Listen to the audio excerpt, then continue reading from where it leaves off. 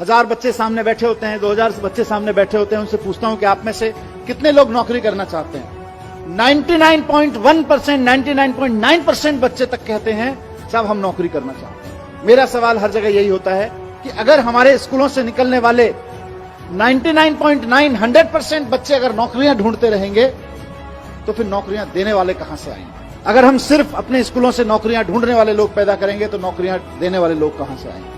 कोई भी प्रोडक्ट खरीदना हो लोग अमेज़न पे खरीदते हैं। हमारे यहां का लड़का उसको चलाता है, मेहनत करके उसका सॉफ्टवेयर बनाता है, हमारे आईआईटी से निकला हुआ।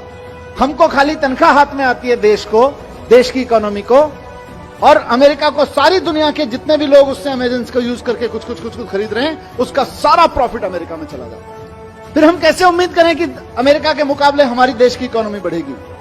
देश की इकोनॉमी को जॉब सीकर्स आगे नहीं बढ़ाते हैं, देश की इकोनॉमी को जॉब प्रोवाइडर्स आगे बढ़ाते हैं। दोनों चीजों में, इकोनॉमी के पॉइंट ऑफ व्यू से भी और जॉब के पॉइंट ऑफ व्यू से भी। और इसको गांठ बांधने में चाहता हूं सारे प्रिंसिपल, सारे टीचर्स, हमारे जितने साथी हैं। जिस वक्त हम देशभक्ति की बात करते हैं ना, कि जब दुश्मन की सेना सामने खड़ी हो तो देश के लिए जान देना देशभक्ति है, लेकिन जब बेरोजगारों की सेना सामने खड़ी हो तो देश के लिए नौकरियां देना देशभक्ति है। आप अपने स्कूलों से देशभक्त पैदा करें। हम खूब 15 अगस्त मनाएं, खूब 26 जनवरी मनाएं, अपने लड़के लड़कियों को तैयार करें देश के लिए जान देने के लिए, लेकिन साथ साथ अपने लड़के लड़कियों को तैयार करें देश को नौकरियां देने के लिए। क्योंकि नौकरियां नहीं रहेंगी तो जितने सुसाइड देश भर में हो जाते हैं उससे कम लोग बॉर्डर पे मारे जाते हैं।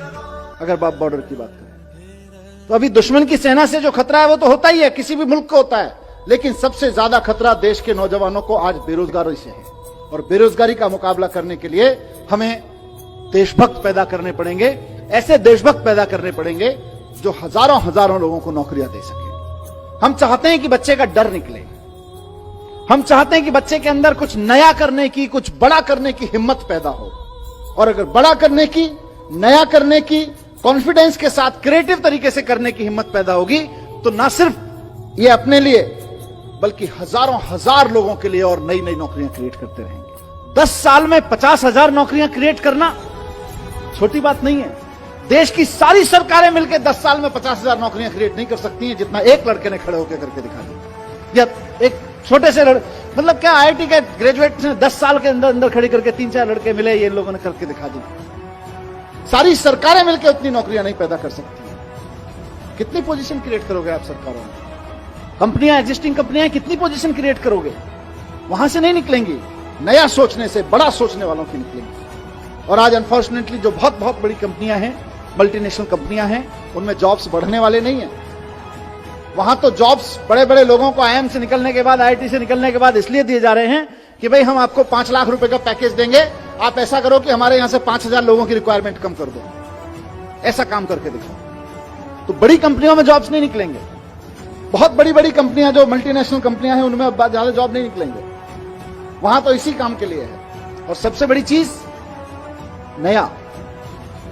आज की तारीख में मार्केट में जो नौकरियां हैं उनके लिए तो हमें बच्चों को तैयार करना ही करना है, लेकिन साथ साथ ऐसी नौकरियां जो आज की तारीख में एग्जिस्ट नहीं करती हैं उनके लिए भी बच्चों को तैयार करना है। और दूसरी चीज ये भी है कि सिर्फ नौकरी देना नहीं है, आप इसको देश के पॉइंट ऑफ व्यू से देखिए।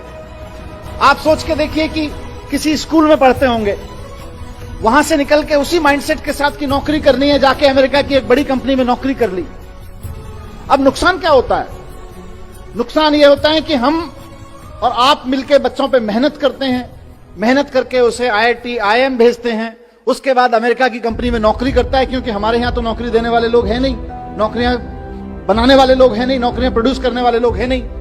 तो वो जाके अमेरिका की किसी कंपनी में नौकरी करता है, लेकिन अमेरिका सारा स्किल के बावजूद, अमेरिका की कंपनी में नौकरी करने के बाद आप सबके, हमारे सब मेहनत के बाद जो हमको हासिल होता है वो कुल मिला के एक लड़के की तनख्वाह हासिल होती है, इससे ज्यादा कुछ नहीं हासिल होता। और वो जब दुनिया भर के प्रोडक्ट अमेरिका की एक वेबसाइट पे सेल कराता है सॉफ्टवेयर बना के, तो फायदा फिर अमेरिका को होता है। सारी दुनिया में किसी कंपनी विशेष की बात नहीं है, लेकिन आप सोच के देखिए, और मैं कोई स्वदेशी का रोमांटिसिज्म भी नहीं पेश कर रहा हूं, मैं इकोनॉमी की बात कर रहा हूं कि सारी दुनिया में कोई भी प्रोडक्ट खरीदना हो लोग अमेज़न पे खरीदते हैं। हमारे यहां का लड़का उसको चलाता है, मेहनत करके उसका सॉफ्टवेयर बनाता है, हमारे आईआईटी से निकला हुआ। हमको खाली तनख्वाह हाथ में आती है देश को, देश की इकोनॉमी को, और अमेरिका को सारी दुनिया के जितने भी लोग उससे अमेजन को यूज करके कुछ खरीद रहे हैं, उसका सारा प्रॉफिट अमेरिका में चला जाता है। फिर हम कैसे उम्मीद करें कि अमेरिका के मुकाबले हमारी देश की इकोनॉमी बढ़ेगी? देश की इकोनॉमी को जॉब सीकर्स आगे नहीं बढ़ाते हैं, देश की इकोनॉमी को जॉब प्रोवाइडर्स आगे बढ़ाते हैं।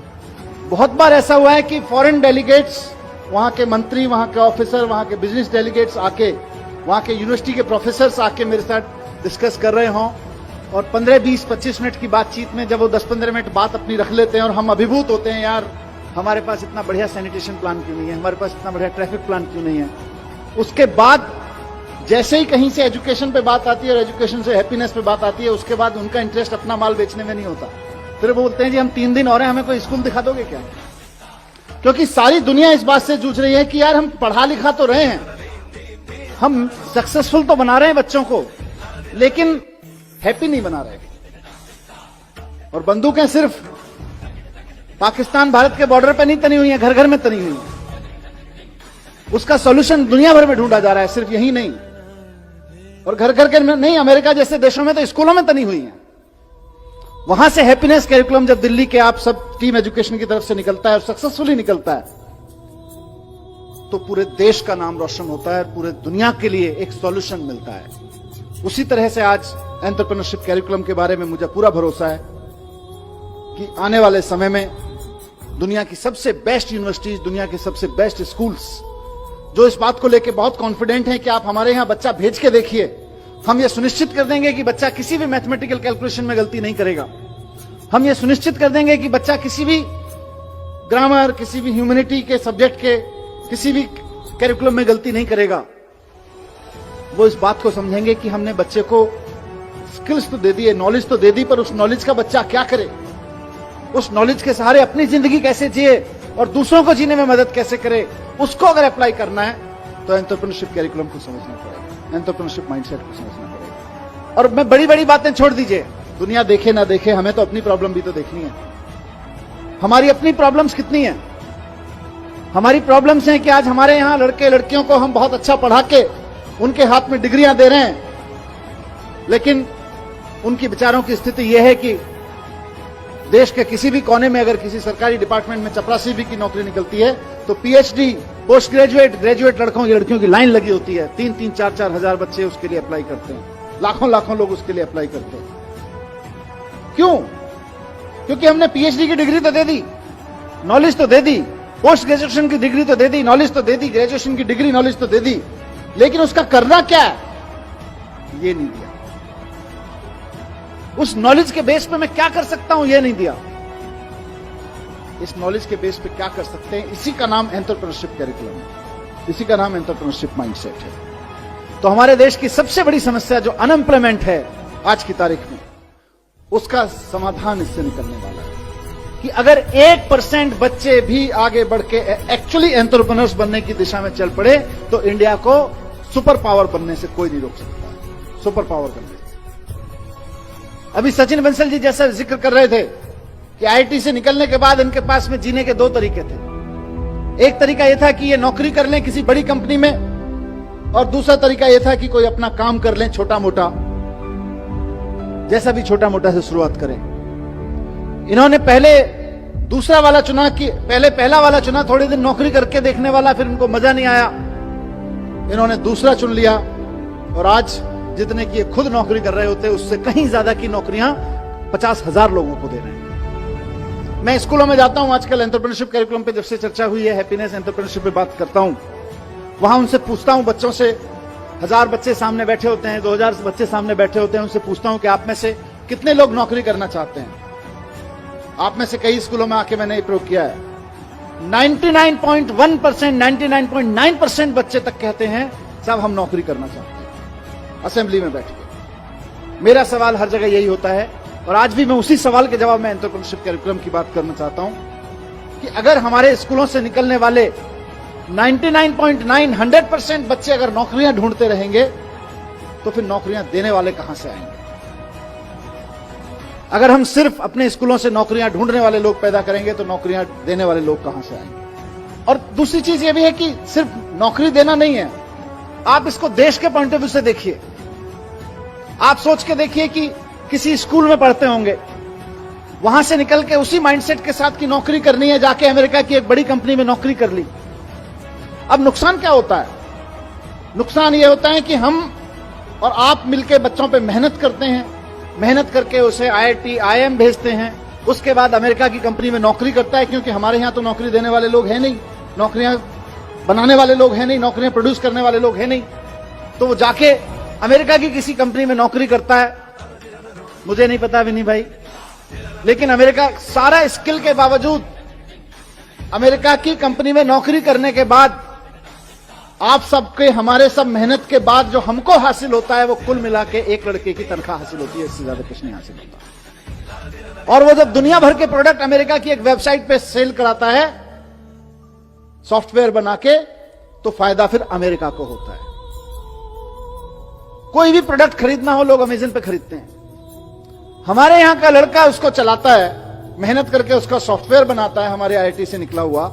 हमको खाली तनख्वाह हाथ में आती है, देश को, देश की इकोनॉमी को, और अमेरिका को, सारी दुनिया के जितने भी लोग उससे अमेजन को यूज करके कुछ खरीद रहे हैं, उसका सारा प्रॉफिट अमेरिका में चला जाता है। फिर हम कैसे उम्मीद करें कि अमेरिका के मुकाबले हमारी देश की इकोनॉमी बढ़ेगी? देश की इकोनॉमी को जॉब सीकर्स आगे नहीं बढ़ाते हैं, देश की इकोनॉमी को जॉब प्रोवाइडर्स आगे बढ़ाते हैं।